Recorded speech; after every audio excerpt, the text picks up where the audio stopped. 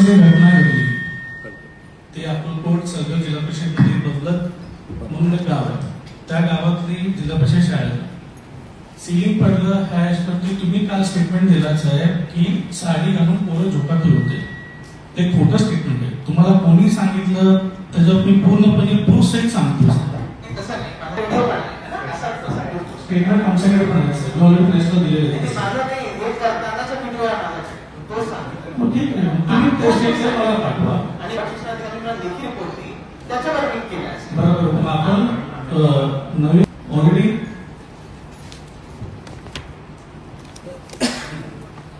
रिपेअरिंगची गरज आहे. 18 मे 2026 ला पत्र दिलं की त्या शाळेला रिपेअरची गरज आहे म्हणून.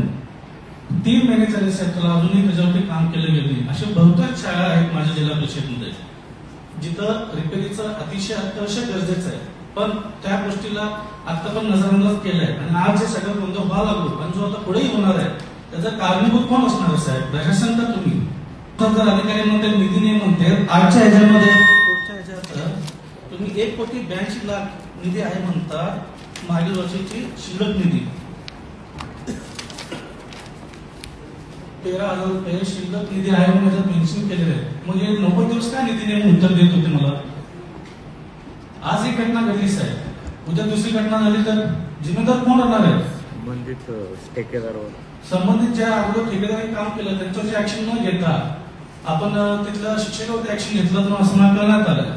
पण आमचं म्हणणं आहे की ज्या ठेकेदाराने अगोदर काम केलं तर 6 महिन्यापूर्वी त्याच्यावरती पण ऍक्शन घेणं गरजेचं आहे. ताबडतोब त्याच्यावरती 307 दाखल करायला पाहिजे आणि मग गट शिक्षण अधिकारी होती.